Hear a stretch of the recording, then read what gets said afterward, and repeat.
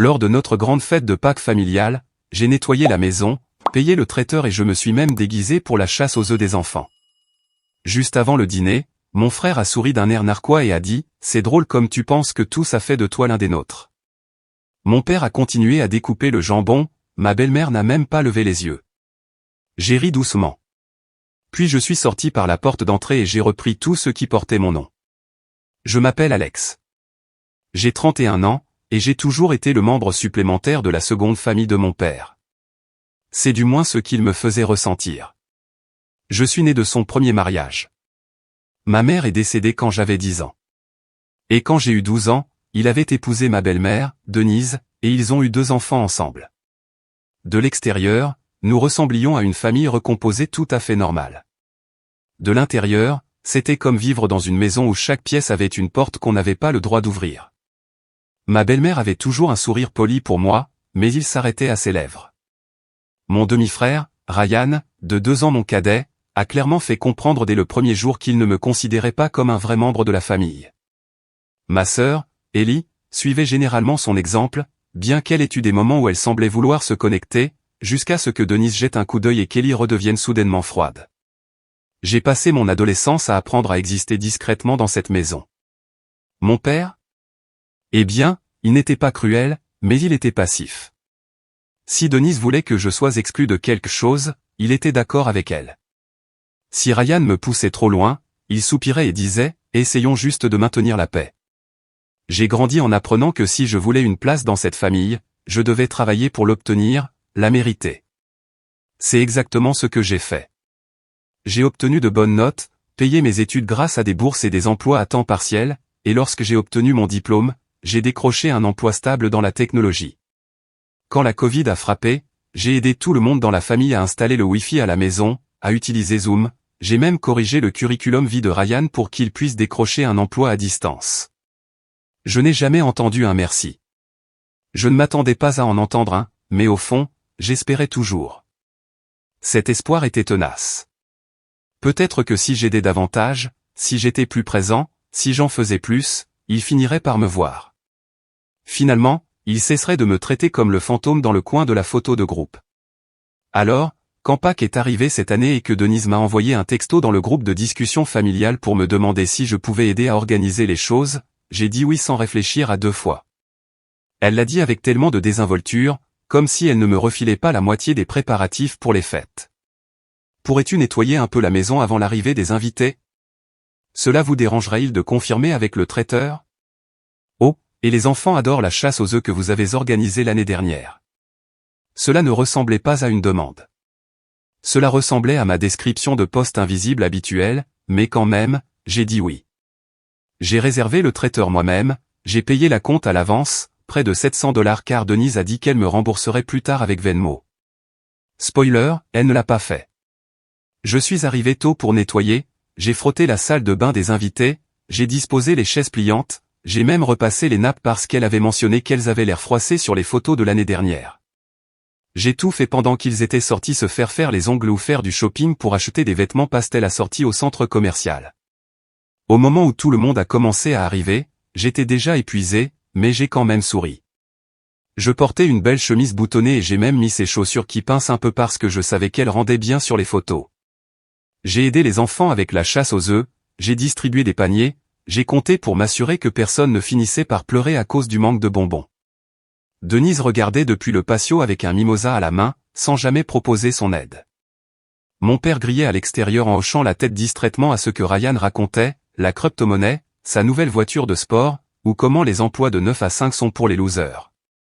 Je n'ai fait que continuer à sourire. Le dîner était servi sous forme de buffet. Je me suis assuré que la file d'attente restait ordonnée, j'ai rempli les boissons, j'ai aidé Ellie à porter un plateau quand elle a dit qu'elle avait mal au poignet. Mais quand je me suis finalement assis, l'assiette à peine touchée, Ryan a levé les yeux de sa sculpture dans son jambon, m'a adressé ce sourire narquois, et a dit « C'est marrant comme tu penses que tout ça fait de toi l'un des nôtres ». Il a ri comme si c'était une blague, mais personne d'autre n'a ri. Mon père a continué à trancher le jambon comme s'il n'avait rien entendu.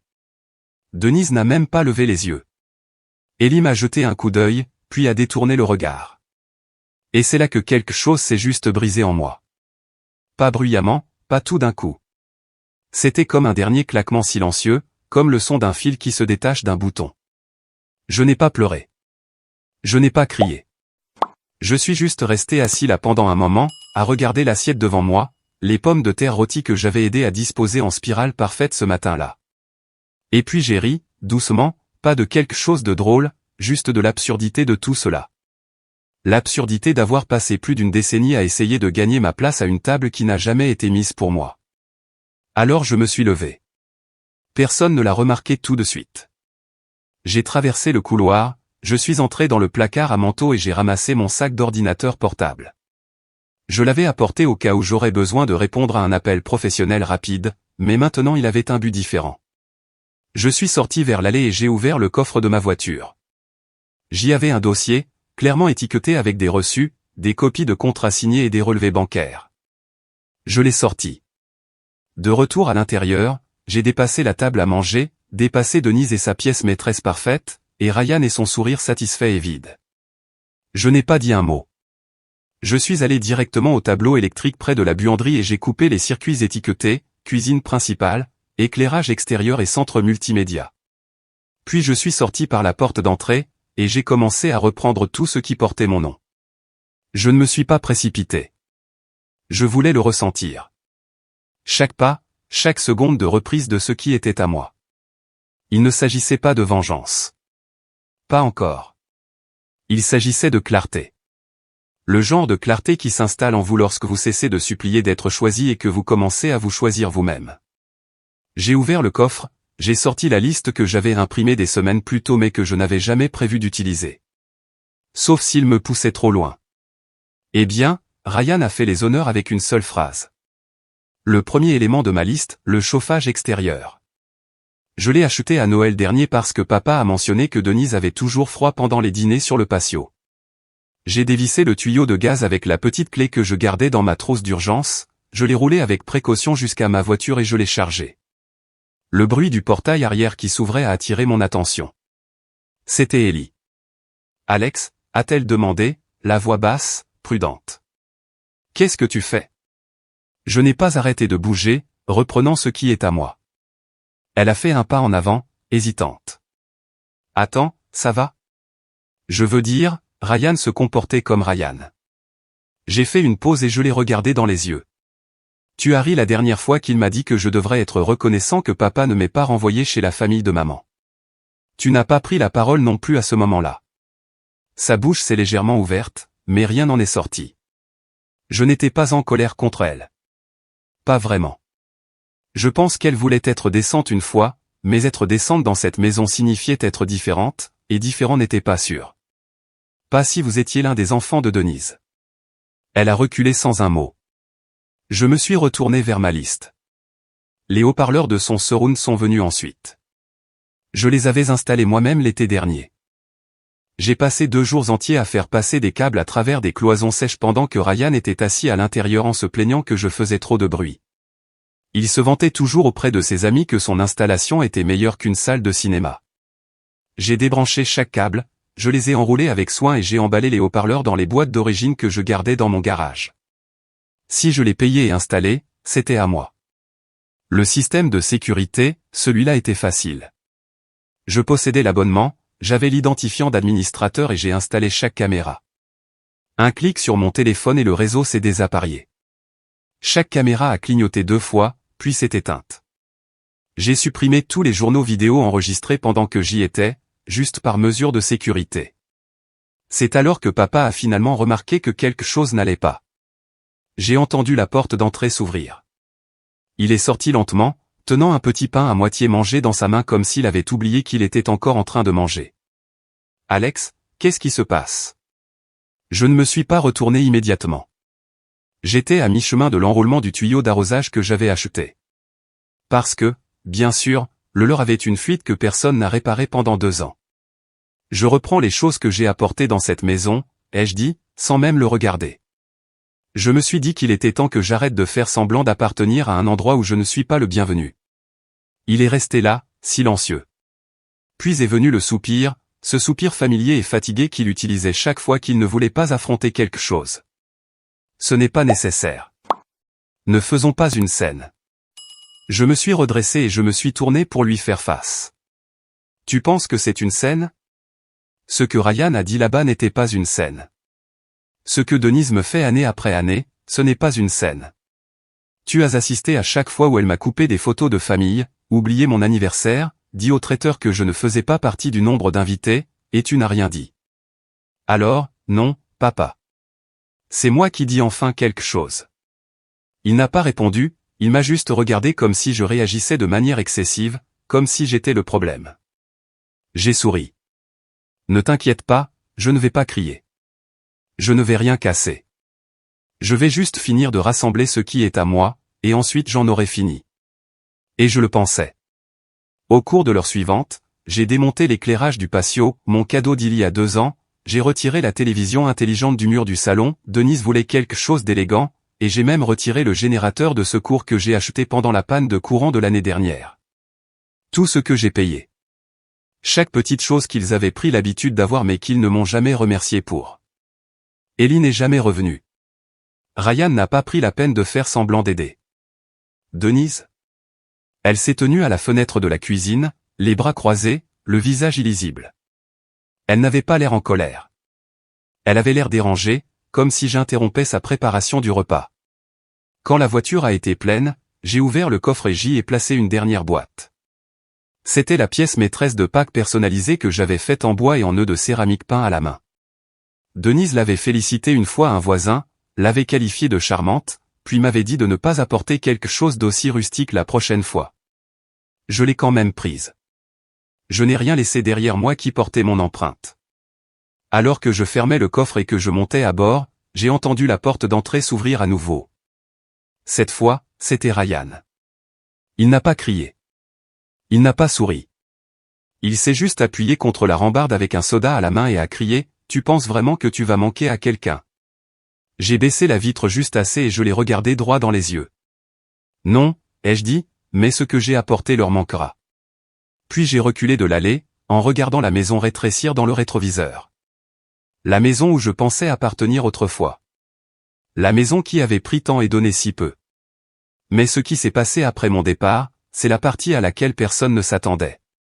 Et c'est là que les vraies retombées ont commencé. Il a fallu exactement 3 jours pour que le premier message arrive. Pas de Ryan, pas de mon père, mais de Denise. C'était un court message, froid, stérile, et « Je viens de remarquer que le système de thermostat est hors ligne. Pourrais-tu vérifier ? La maison ressemble à un congélateur. » Je n'ai pas répondu. Au lieu de cela, j'ai fait une capture d'écran du message, je l'ai archivé et j'ai continué ma journée. Voyez, ce que Denise ne réalisait pas, ce que personne d'entre eux ne réalisait, c'était à quel point j'avais maintenu cette maison ensemble. Le thermostat intelligent, enregistré à mon nom.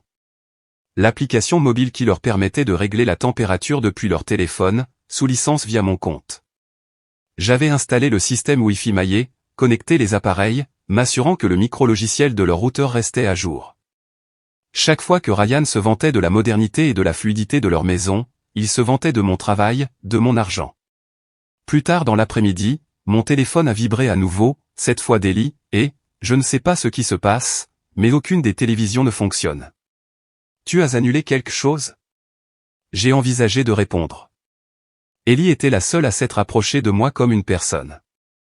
Mais ensuite, je me suis souvenu des dizaines de fois où elle a détourné le regard lorsque Denise m'a lancé des piques verbales. La façon dont elle riait nerveusement, mais riait quand même, chaque fois que Ryan disait quelque chose de cruel. Je ne lui devais rien. Au lieu de cela, je me suis connecté à mes comptes de services de diffusion en continu, Netflix, Hulu, Prime, et j'ai cliqué sur le bouton se déconnecter de tous les appareils sur chacun d'eux. J'ai changé les mots de passe, ajouté une authentification à 2 facteurs. Le lendemain matin, le groupe de discussion s'est animé. Papa a envoyé un texto, Alex, y a-t-il une raison pour laquelle toutes les lumières de la maison clignotent? Ryan a envoyé un texto, frère, qu'est-ce que c'est que ça? Ma Xbox ne se connecte pas. Tu as touché au Wi-Fi. Denise a envoyé un texto, c'est vraiment immature. Tu veux faire passer un message, on l'a compris. Tu peux arrêter maintenant. Je n'ai pas répondu. Pas encore. Je n'étais pas prêt à parler. Au lieu de cela, J'ai fait autre chose. J'ai appelé l'entrepreneur qui m'avait aidé à installer le générateur de secours l'année dernière. Ce n'était pas bon marché, près de 5000 $, mais je l'ai mis sur ma carte de crédit et je l'ai payé au fil du temps. Il n'avait même jamais proposé de participer, même après la panne de courant en décembre dernier où tout le quartier a perdu le courant et leur maison est restée entièrement éclairée. Je me souviens encore du merci que je n'ai jamais reçu. J'ai dit à l'entrepreneur que je déménageais et que j'avais besoin que l'unité soit relocalisée. Pas de problème, a-t-il dit. Ils pouvaient envoyer quelqu'un vendredi. Ils envoyaient encore des textos lorsque l'électricien est arrivé. Ryan a essayé de l'arrêter à la porte. Vous ne pouvez pas simplement prendre ça. C'est notre maison. Mais les papiers, c'était clair. Reçu d'achat à mon nom. Contrat d'installation sous mon adresse de facturation. Ryan s'est tenu dans l'allée à crier après un homme tenant un bloc-notes pendant que le générateur était soigneusement déconnecté et chargé sur un camion. Cette image, lui s'agitant comme un enfant en bas âge à qui on refuse un jouet, était un petit cadeau de l'univers. Ce soir-là, j'ai finalement répondu. Un seul message, envoyé au groupe de discussion à 23h47, ne vous inquiétez pas. Je fais juste ce que vous m'avez tous appris, prendre soin de ce qui est à moi. J'ai mis le chat en sourdine après cela, mais les retombées n'étaient pas terminées. Une semaine s'est écoulée. Je me suis concentré sur le travail. J'ai acheté de nouveaux meubles, j'ai mis à jour mon espace, j'ai finalement eu cette machine à expresso que je convoitais. La vie était plus calme, plus légère. Mais alors, quelque chose d'étrange s'est produit. Mon père a appelé. J'ai regardé l'écran, incertain de ce qu'il fallait faire. Il n'appelait jamais. Il laissait Denise ou Ellie gérer les communications familiales. Quand même, j'ai répondu, par curiosité plus que par autre chose. Alex, a-t-il dit après une pause, nous devons parler. Sa voix sonnait différemment. Pas en colère, pas impérieuse, juste fatiguée. À propos de quoi? Je ne réalisais pas tout ce que tu faisais pour cette famille, a-t-il dit lentement. Je suppose que j'ai laissé passer des choses que je n'aurais pas dû. Je n'ai rien dit. Laisse le silence s'étirer. Je me demandais, a-t-il continué, si tu pouvais au moins envoyer un nouveau mot de passe Wi-Fi? Ryan a des problèmes avec son installation de travail à distance. J'ai ri, un rire silencieux, solitaire. Ce n'était pas amer. C'était presque amusé. Je ne suis pas ton informaticien, papa, ai-je dit. J'ai été ton fils une fois. Cela ne semblait pas compter pour beaucoup. Il ne savait pas comment répondre. Je pouvais l'entendre dans la façon dont sa respiration s'était arrêtée. Est-ce vraiment comme ça que tu veux gérer les choses? Non, ai-je dit, mais c'est comme ça que tu as géré les choses pendant des années. Puis j'ai raccroché.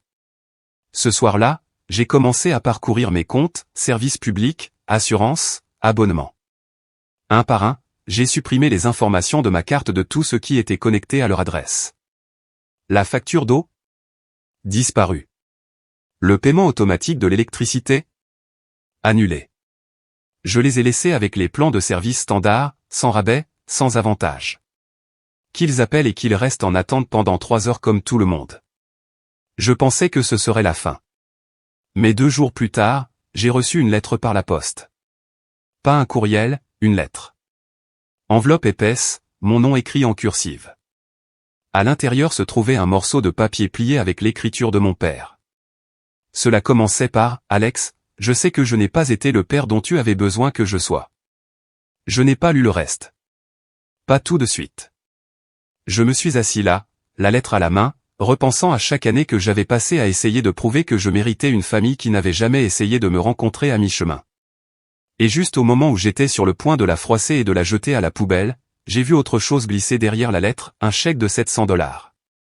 Le montant exact que j'avais dépensé pour la restauration de Pâques. Je l'ai regardé fixement. C'est là que j'ai réalisé qu'ils avaient peur. Pas seulement de perdre des services, pas seulement d'inconvénients. Ils avaient peur parce que, pour la première fois, j'avais cessé de demander à être vu. Et j'avais commencé à leur montrer ce que cela faisait d'être invisible.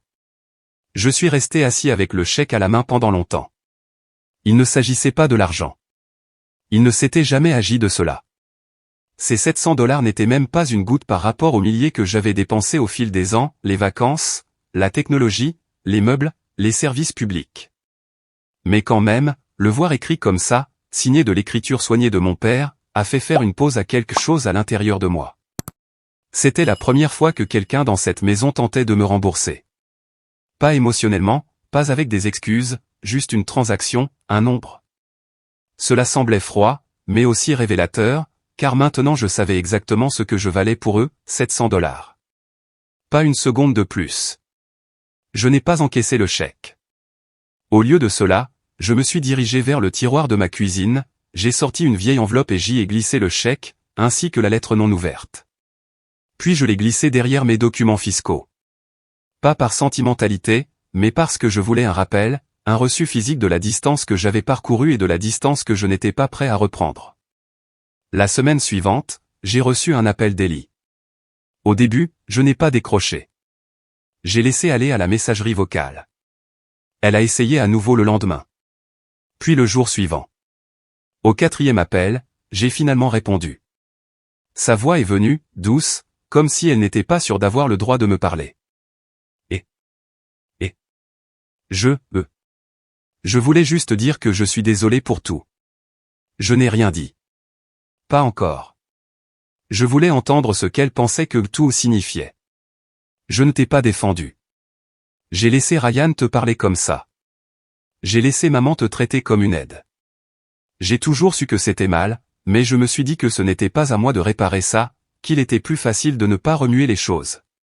Mais j'ai vu comment ils se sont regardés après ton départ, Alex. C'était comme si quelque chose s'était fissuré. Tout semblait exposé. Calme. Même Ryan a cessé de parler pour une fois. Je n'ai toujours pas répondu. J'ai relu ton ancien message, a-t-elle dit. Celui dans le groupe de discussion. Celui où tu as dit que tu faisais juste ce qu'il t'avait appris, prendre soin de ce qui est à toi. Je pense que cela a touché plus fort que tu ne l'as réalisé. Ce n'était pas censé être poétique, ai-je finalement dit. C'était juste la vérité. Elle a soupiré. Ouais, c'est la partie qui a fait mal. Il y a eu un long silence entre nous. Pas tendu, juste honnête. Puis elle a ajouté, il parle de vendre la maison. Cela m'a fait me redresser. Quoi? Ouais. Papa dit que c'est trop à entretenir maintenant. Le chauffage est un gâchis, les trucs d'extérieur sont cassés. Eh bien, Denise est embarrassée. Elle a reçu des amis la semaine dernière et le courant a vacillé pendant le déjeuner. Ryan a perdu un contrat de pigiste parce que le Wi-Fi a chuté au milieu d'un appel. Donc, ai-je dit lentement, maintenant que les choses sont gênantes, ils veulent t'abandonner. Elle n'a pas argumenté. Ils ne réalisent même pas que ce n'est pas les choses que tu as prises qui ont cassé la maison, ai-je ajouté. C'est la fondation.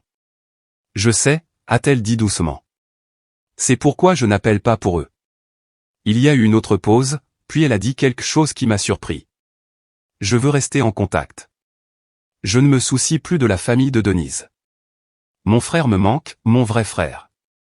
Cela m'a frappé à la poitrine plus fort que je ne l'avais prévu, car pendant toutes les années où j'avais l'impression de crier dans le vide, voici quelqu'un de l'autre côté qui me répondait à voix basse.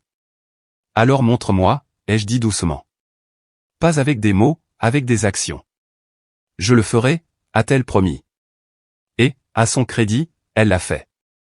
Ellie a commencé à venir une fois par semaine. Parfois, elle apportait de la nourriture. Parfois, nous nous assoyions simplement et parlions. Nous avons gardé ça léger au début, le travail, les livres, des choses au hasard à la télé. Mais lentement, nous avons abordé des sujets plus profonds. Elle a commencé à me dire la pression qu'elle ressentait en grandissant en étant la fille parfaite à l'image de Denise. À quel point il était épuisant de prétendre que tout le dysfonctionnement était normal. À quel point elle se sentait coupable chaque fois qu'elle riait des blagues de Ryan pour éviter de devenir sa prochaine cible. Je lui ai dit la vérité aussi. Que j'avais passé la majeure partie de mes 20 ans à penser que j'avais juste besoin d'en faire plus pour gagner de l'amour. Qu'à chaque fois que je leur faisais un cadeau, ou que je réglais un problème, ou que je payais une facture, j'espérais que c'était peut-être la chose qui me ferait enfin me sentir comme faisant partie de la famille. Et comment, au final, il avait fallu s'éloigner pour réaliser que je n'avais besoin de rien gagner, que j'avais été assez tout le long. Pendant ce temps, le reste de la famille, ils n'ont pas beaucoup changé. Denise publiait toujours des photos filtrées sur Facebook, en prétendant que tout allait bien. Elle disait à ses amis que j'étais en train de traverser une phase. Ryan a fait quelques pics en ligne à propos de frères et sœurs ingrats et de reines du drame, mais il savait qu'il valait mieux ne pas me taguer. Mon père a appelé quelques fois. J'ai laissé aller à la messagerie vocale. Parfois, il laissait de longs messages décousus. D'autres fois juste un silencieux « J'espère que tu vas bien, mon fils ». J'ai écouté, mais je n'ai jamais répondu. J'avais besoin de plus que de messages vocaux et de chèques pour annuler des années de silence. Environ 2 mois après Pâques, j'ai reçu un courriel de mon ancien électricien, le même qui avait retiré le générateur. Il m'a dit qu'il avait été contacté par un agent immobilier cherchant à installer un nouveau générateur à la même maison. Il la prépare pour la vente, a-t-il dit. Je pensais que tu voudrais le savoir. Je voulais. Alors, j'ai conduit un après-midi, je me suis juste garé en face. La maison semblait plus petite en quelque sorte. La cour était mal entretenue. Les meubles de patio tachés par les intempéries. Le vent avait fait tomber une des statues de jardin que j'avais achetées. Personne n'avait pris la peine de la réparer. Un panneau à vendre se tenait sur la pelouse avant. En dessous, un panneau plus petit, prix réduit. Vendeur motivé. Je l'ai regardé fixement pendant longtemps. Pas par amertume. Mais parce que j'avais enfin compris quelque chose. Cette maison n'avait pas été un foyer depuis des années. Pas pour moi. Peut-être pas pour personne. Ce n'était qu'une scène. Et j'en étais finalement sorti. Les mois ont passé. Ellie et moi nous sommes rapprochés. Nous sommes allés faire des randonnées entre frères et sœurs, nous avons partagé des listes de lecture, nous avons même prévu un voyage de fin de semaine ensemble. De vrais souvenirs, construits à partir de zéro, sans restauration, sans éclairage parfait, sans apparence soignée. Juste nous deux, reconstruisant quelque chose d'honnête. Finalement, j'ai sorti ce chèque du tiroir. Je ne l'ai pas encaissé. Je l'ai encadré. Je l'ai accroché au-dessus de mon bureau. Pas comme un trophée, mais comme un rappel que le meilleur remboursement que j'ai jamais obtenu n'était pas un montant en dollars. C'était la liberté. La liberté de ne pas avoir besoin de leur approbation. De chasser leur affection. De me rabaisser juste pour entrer dans une image brisée. Et alors que je me tenais dans mon propre espace, avec ma propre vie, entouré de choses que j'ai choisies et de gens qui m'ont choisi en retour, j'ai réalisé que la famille que je voulais depuis le début n'était pas celle dans laquelle j'étais né. C'était celle que j'ai choisi de construire après avoir cessé de supplier d'appartenir. Et ça valait beaucoup plus que $700.